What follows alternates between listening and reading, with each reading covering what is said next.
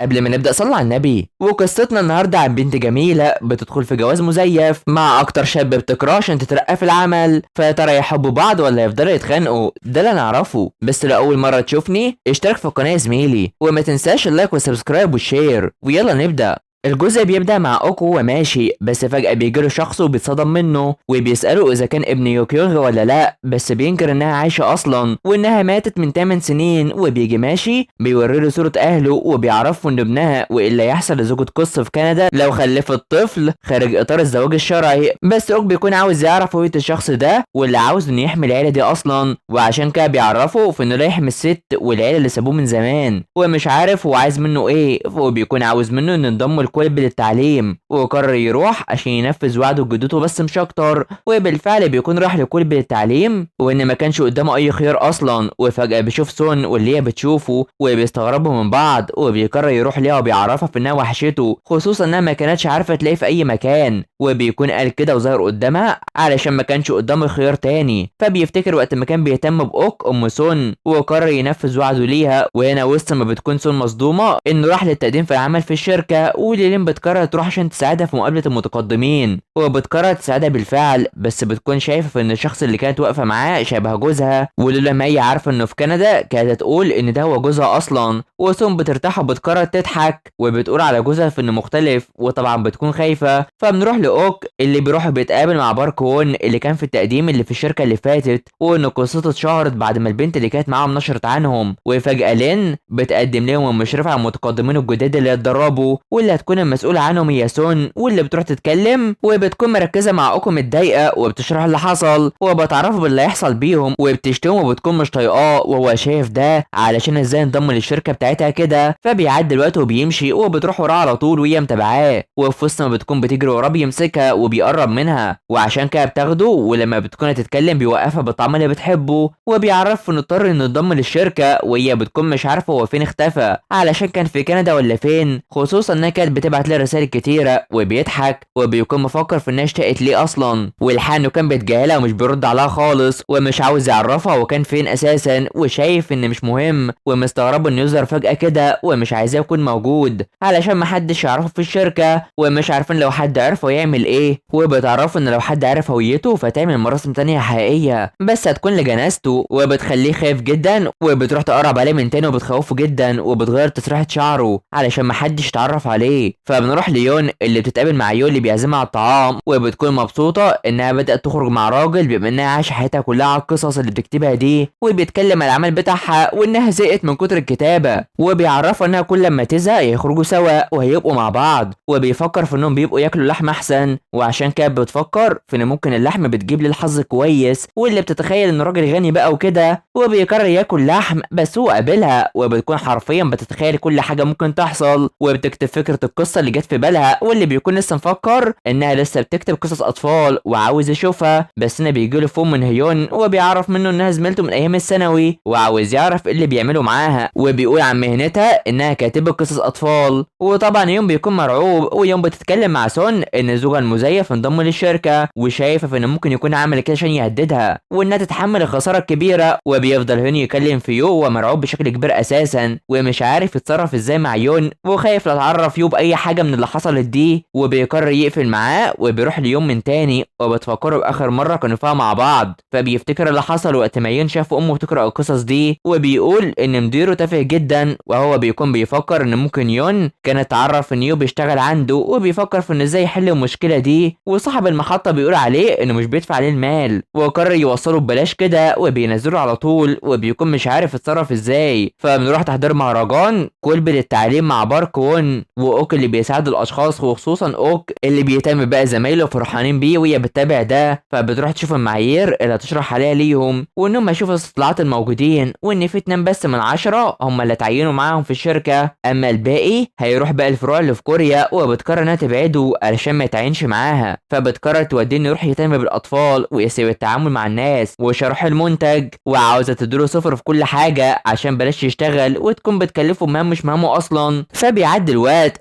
هو بيفضل يهتم بالاطفال، وعشان كده بتخليه يروح ليها عشان ياخد استراحه، وبيروح يقلع الماسك ده وهي مش عايزاه يعمل كده، خصوصا انها اول ما بتشوفه الكل بيشوف انه وسيم بشكل كبير وبيركزوا فيه بما انه اوسم واحد في المكان كله، والكل بيكون معجب بيه حرفيا سواء زمايله او اي شخص في المكان، وبينجذبوا ليه وبيقرر انه يجرب المنتج بتاعهم ده، وهو اللي يشرح ليهم كل حاجه بما انه وسيم، وبيشوفوا كل اللي فيه وانه بيعرف يتعامل مع الاطفال، وحرفيا الكل بيكون بينجذب ليه، وسوم بتشوف انه بيستخدم وسامته علشان يجمع الاشخاص حوالين منه، وفجاه بتشوف الطفل ده حزين وبيكون وحيد ومش عارف يتصرف ازاي وبيقع كل شويه، وعشان كده سوم بتقرر انها تروح له وبتعرض عليه الحلوى، بس بيكون عاوز يستخدم الالعاب، فبتعرفه في انها مش كويسه اصلا، وبتلاقي انه وقع وبتكون بتحاول تهون عليه علشان كان زيه كده، وبيوراها المرات اللي وقع فيها وما كانش بيبكي، وبتشوف انه متأذي جدا وبتقرر تتصور معاه اساسا، والحال ان الطفل ده بيكون متابع سون اصلا، وهي بتصور جسمه اللي باين عليه العنف المنزلي ده، وبيجي ياخده بيمشيه على طول، وبيروح عاوز ان سون تحذف الصور اللي معاها لابنه، وبيكون عاوز منها الفون بالعافيه، واوك بيشوف ده اصلا، فبتعرفه في ان كدمات ابنه دي مش من وقوع من حاجه، اما هو من عنف منزلي وباين عليه انه بيضربه، وبتقرر في انها تدافع عنه، وبتيجي تكلم الشرطه وبيضربها وبيكون بيعتدي عليها، بس اوك بيجي بيقرر يدافع عنها وبيطمن عليها، وبيروح عاوز يمسح الصور كل شويه وبيفضل يضرب في ابوه، بس ابنه بيجي وبيبكي عشان بيضرب في ابوه كده وبيكون حزناء جدا، فبنروح لتشاو هيونغ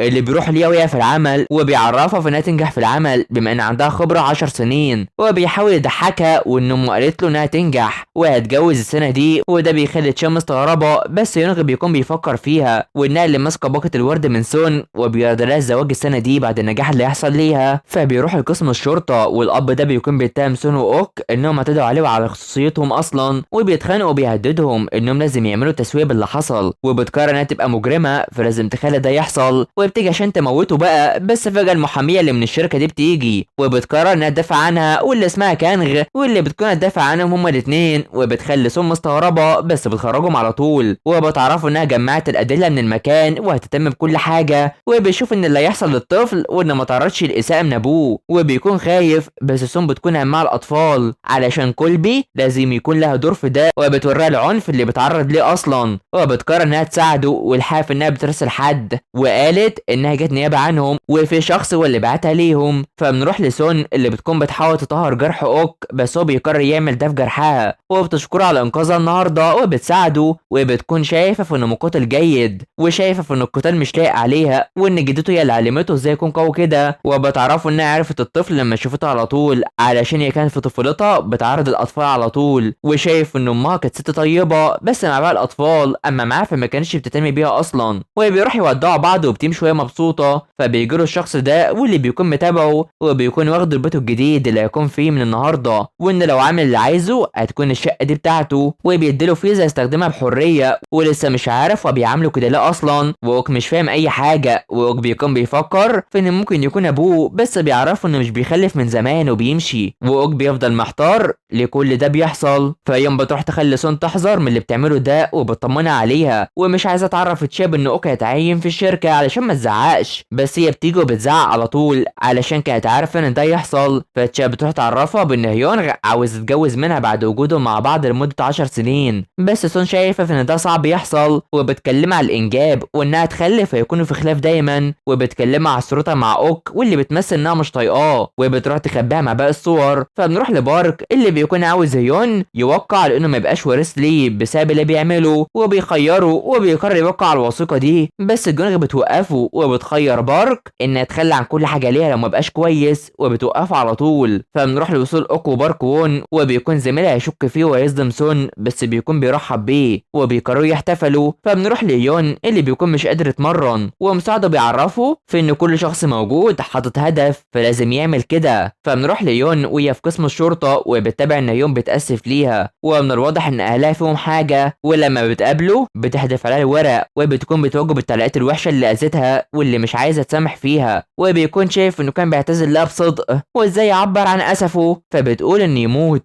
زي ما قال لها ده كتير، وفضلت تسال نفسها باللي عملته، فجه دوره بقى وبتمشي وهي بتبكي، وعشان كده بيجمع ورق الاعتذار من الطريق ده وبيكون اتخبط، بس يوم بيغمى عليها من المنظر، ولما يوم بيشوف ده بيقلق عليها جدا لما بيكون كويس، وبيقرر يروح عشان يشيلها ويساعدها تروح المشفى، وبيشيل بيشيلها بالفعل وبيجري. فبنروح لحفل سون وهي بتغني ومحدش طايق صوتها ده، وبيكونوا سكرانين وبتخلص في الاخر. فبيعدي الوقت وعايزه تفوق ومش عارف هي بتسكر على طول ولا ايه، وهي بتكون خايفه لا يتفوق عليها، بس هي تتفوق عليه على طول والكل بيكون سكران وشايفه، وبيقرروا يمشوا سوا وبيكون بيتاسف ليها وانه ظهر عشان هي وحشته، بس بتكون نامت وبيهتم بيها. فبيروح يوصلها وفي شخص قدام بيتها وبتخاف، بس بيكون وجاي وهو سكران وبيحاول يفوقوه. ولما بيكون هيقول لين بتوقفه وشايف انها بتنحاز ليه او ممكن تكون لسه بتحبه، وبيتضايق عليها وهي بتقول انها مش هتبرر اي حاجه ليه، وعشان كده بيمشي وبتحاول تفوقه، بس اوك بيقرر يشيله وبيمشيه وبيخلص وبيمشي على طول. فبيعدي اليوم مع تعب الكل من الشرب، وفجاه لين بتروح تكلمها وبتستغرب، وزمايلها بيستغربوا انها ما جاتش، وده علشان سون بتكون عند لين، وبيكون باركون بلغ عنها انها بتستخدم سلطتها على الموظفين الجداد واللي بيحققوا معاها، وبيكون وون عمل كده نيابه عنه، وعشان كده اوك بيجري. ولما بيكون هيستبعدوها من العمل فجاه هو بيجي وبيشوف انه الضحيه، ولما بيكونوا يطلعوه بيروحوا بيمسك ايدها وبيقول انه جوزها اصلا، وبيتصدموا والجزء بيخلص على هنا. فيا ترى سونا تعمل ايه؟ ده نعرفه الجزء الجاي. تابعونا، فما تنسوش اللايك والاشتراك في القناه وتفعيل الجرس ده حلوين علشان يوصلكوا الجزء الجاي. سلام.